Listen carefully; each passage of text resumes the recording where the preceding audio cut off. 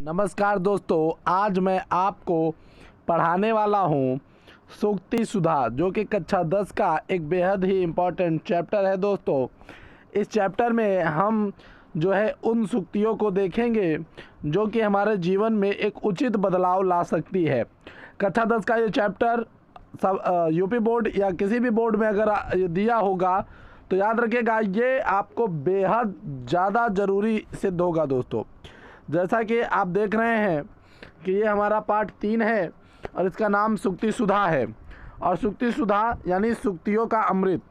संकलन के बारे में अगर हम यहाँ पे पढ़ें तो प्रस्तुत पाठ में सूक्तियों का संग्रह किया गया है। सूक्ति का तात्पर्य यानी सुउक्ति अर्थात सुंदर कथन है। जिस प्रकार सुंदर बातें बोलने एवं सुनने दोनों वाले की भलाई होती है, मतलब अच्छी बातें सुनने और सुनाने दोनों लोगों की भलाई होती है, उसी प्रकार काव्यों में लिखी हुई सूक्तियाँ आनंद प्रदान करने के साथ ही जीवन में नैतिकता और सामाजिक सृजन कर मनुष्य के अमरत्व की ओर बढ़ने की प्रेरणा देती है। उसके बाद दोस्तों, अगर हम अब आज इसको अच्छे तरीके से एकदम पढ़ेंगे, ठीक दोस्तों, इसलिए थोड़ा जूम आउट कर लिया जाए जिससे कि आपको बेहतर ढंग से दिखे।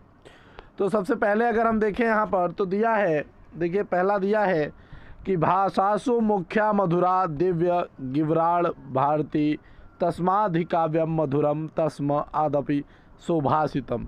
इसका क्या अर्थ होगा दोस्तों? तो भाषासु यानी भाषा, मुख्य यानी मुख्य, मथुरा यानी मधुरा यानी मधुर, दिव्य यानी दिव्य लोग यानी देवता, गिरवाड़ भारती मतलब उनकी भाषा।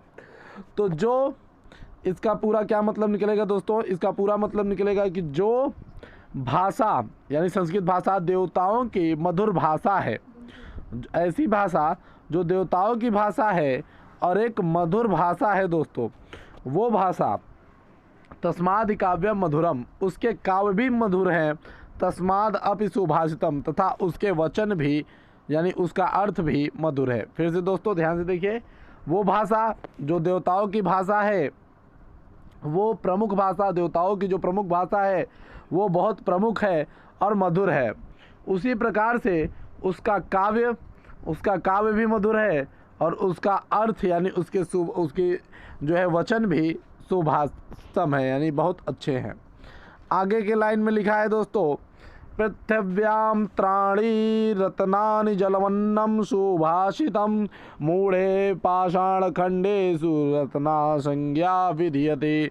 यानी दोस्तों इसमें कहा जा रहा है पृथिव्या यानी पृथ्वी में, तृण यानी 3, रत्नानि यानी रत्न, जलमन्नम यानी जल और अन्न, सुभाषितम यानी वचन।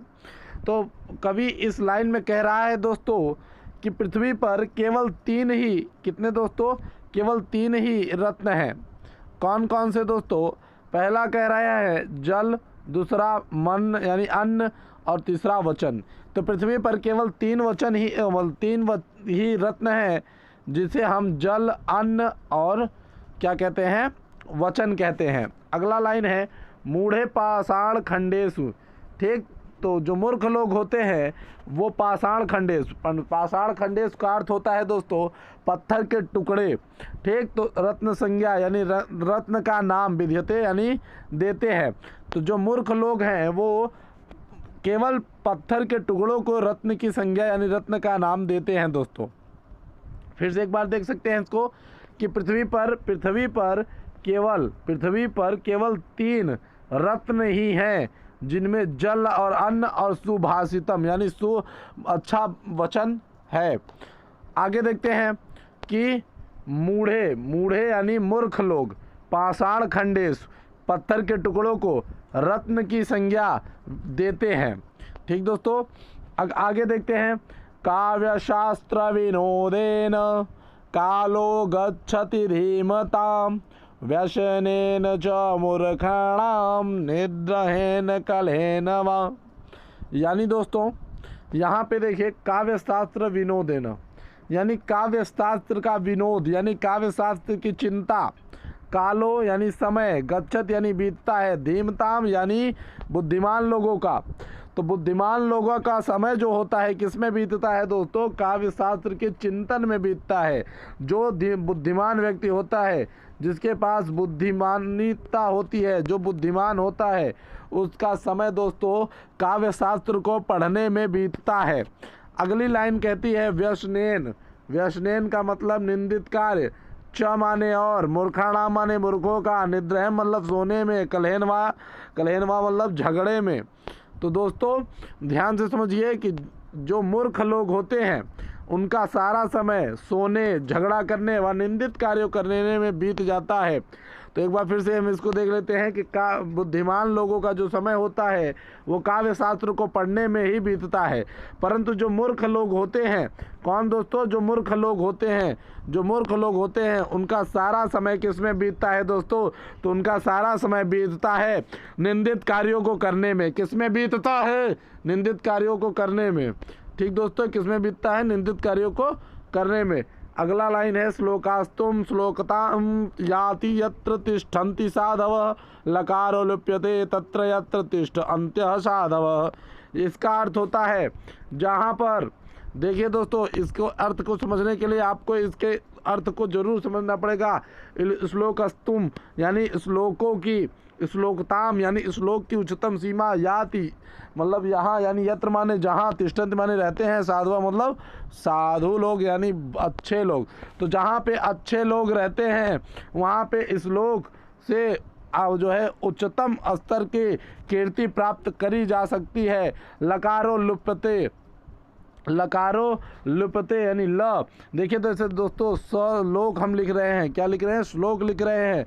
तो जहाँ पे दुर्जन लोग रहते हैं वहाँ से क्या होता है दोस्तों, वहाँ से ये जो श्लोक का ल है वो गायब हो जाता है, और जब वो गायब हो जाता है तो केवल क्या बचता है, केवल शोक बचता है जो कि जीवन के मनुष्यों के जीवन में रह जाता है। तो इस लाइन का अर्थ ये होगा दोस्तों, लकारो लिपते यानी तिष्ठन्त साधव यानी जहाँ पर दुर्जन लोग रहते हैं वहाँ पे श्लोक में से ल गायब होके शोक बस रह जाता है, केवल शोक ही विद्यमान रह जाता है।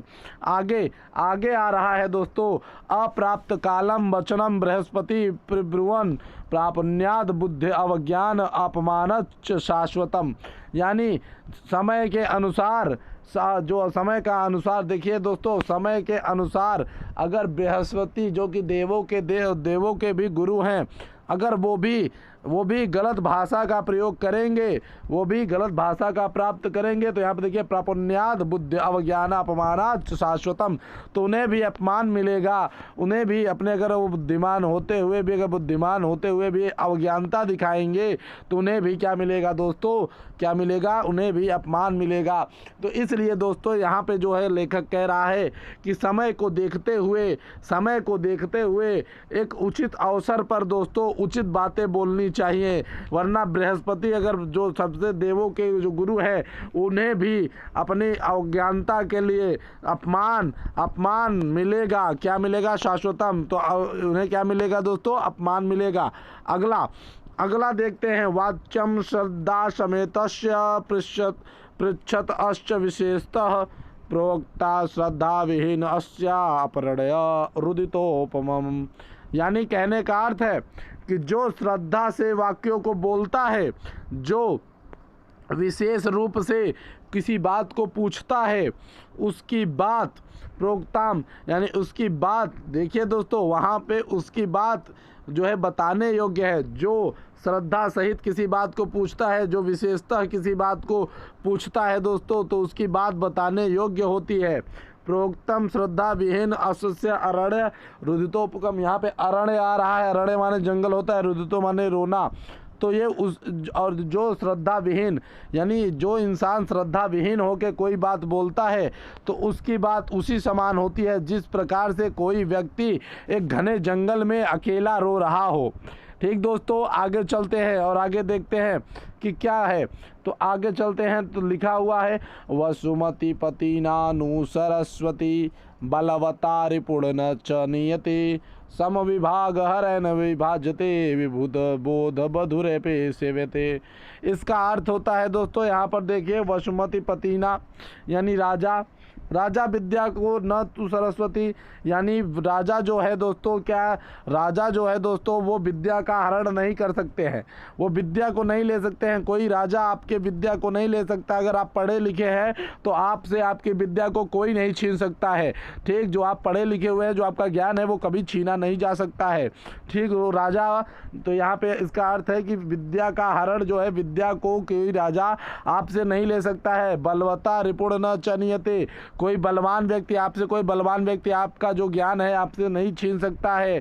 सम विभाग हरण विभाजते, आपके जो भाई होते हैं, ठीक, जो आपके बराबर के बंटवारे वाले होते हैं, अर्थात आपके भाई, वो भी आपके इस ज्ञान को नहीं बांट सकते हैं। विबुद्ध बोध धरपे सेवते, तो महान से महान लोग भी इसके जो है सेवित होते हैं। ठीक दोस्तों, आगे की लाइन में लिखा है लक्ष्मी अर्णयाचुका दुख हारिणी विद्याम न अप्यच्युत भक्ति कारिणी पुत्रो न य पंडित मंडल अग्रणी सनैव सनैव सनैव। यानी यहाँ पे देखिए बहुत अच्छी बात कह रहे हैं लेखक कि लक्ष्मी, वो लक्ष्मी किसी काम की नहीं, वो लक्ष्मी, यहाँ पे देखिए लक्ष्मी याचक दुख हरणी, यानी यहाँ पे कह रहे हैं कि ऐसी लक्ष्मी किसी काम की नहीं, ऐसी लक्ष्मी हो ही नहीं सकती जो मांगने वाले के दुख को दूर करे। अर्थात लक्ष्मी ऐसी होनी चाहिए जो आने के बाद दुख ही न रहे।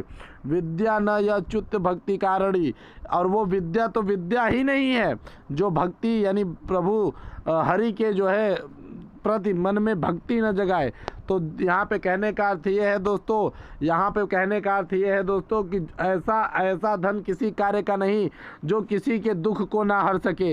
यानी अगर आपके पास बहुत पैसा है तो आप दूसरों के मदद करिए, तभी आपका धन उचित है, अन्यथा ऐसा धन होने से भी क्या फ़ायदा। विद्याम न अच्युत भक्ति कारणम, यानी जब कोई विद्वान पढ़ा लिखा है और वो हरि की भक्ति या भगवान की भक्ति नहीं कर रहा है तो ऐसा विद्या किस काम का। आगे की लाइन में लिखा है दोस्तों, पुत्रो न या पंडित मंडल अग्रगण्य। ठीक, तो यहाँ पे अर्थ होता है वो पुत्र नहीं जो पंडितों यानी विद्वानों की श्रेणी में सबसे आगे खड़ा न हो। ठीक दोस्तों, तो यहाँ पे वही चीज़ लिखा है कि इस प्रकार से ना वो लक्ष्मी है, ना वो आपका विद्या है, और ना वो पुत्र है। अगर लक्ष्मी है आपके पास तो वो दुख दूर करे, याचक के दुख को दूर करे। विद्या है तो भगवान की भक्ति करे, तथा पुत्र वही होता है जो सबसे आगे खड़ा होता है। अन्यथा दोस्तों वो पुत्र नहीं होता, वो लक्ष्मी नहीं होती, वो विद्या नहीं होती। ठीक दोस्तों, आगे के लाइन में लिखा है केयूरा न विभूषयन्ति पुरुषमहारा न चंद्रोज्ज्वला न स्नानम न विलेपनम कुसुमनालंकृता मूर्धजा वाण्यंक्या समलंकरोति पुरुषम या संस्कृता धार्यते क्षीयते खलु भूषणानि सततम वाग्भूषणम भूषणम। यानी अर्थात केयूरा मतलब बाजूबंद होता है। क्या होता है दोस्तों, बाजूबंद होता है। और विभूषयंत यानी सुशोभित होता है। पुरुष माने पुरुष, हारम माने हार, चंद्रोज्वला यानी चंद्रमा के जैसा प्रकाशित। तो याद रखिए यहाँ पे क्या कहने का प्रयास किया जा रहा है कि बाजूबंद पुरुष का आभूषण नहीं होता, या कोई चंद्रमा जैसा चमक रहा हार भी पुरुष का आभूषण नहीं होता। आगे की लाइन में लिखा है न स्नानम न विलेपनम, ना स्नान करना, ना चंदन छोप लेना अपने शरीर पर, ना कुसुमम मतलब यहाँ पे ना कुसुमम यानी ना फूलों का कोई भी अलंकृत चीज़ पुरुषों की शोभा नहीं होती दोस्तों। ठीक, वाणिक्या समलंक करोति पुरुषम या संस्कृता धार्यते। तो पुरुषों का जो वाणी होता है वही उनका अलंकार होता है जो उनके संस्कृति को धारण करता है। क्षीयन्ते खलु भूषणानि सततम वाग्भूषणम भूषणम, यानी कहने का अर्थ है दोस्तों कि सारे के सारे आपके जो आभूषण है वो एक दिन नष्ट हो जाएंगे, उनका ख़त्म हो जाना एकदम पक्का है दोस्तों। लेकिन यहाँ पे कहा जा रहा है कि सततम वाग्भूषणम भूषणम, यानी सत्यता है दोस्तों कि जो जो आपका वाणी है, जो आपकी बोले जाने वाली भाषा का जो आपका प्रचार प्रसार है, वो जीवंत नरो प्राण तक जीवित रहेगा। दोस्तों आज की वीडियो में दोस्तों हमने इसको अच्छे से पढ़ाया। क्या पढ़ाया दोस्तों? सूक्ति सुधा। वीडियो अच्छी लगी हो तो लाइक सब्सक्राइब तो आपका चाहिए ही चाहिए। क्या चाहिए? लाइक और सब्सक्राइब चाहिए ही चाहिए। हम मिलेंगे अगली वीडियो में। धन्यवाद। Good bye.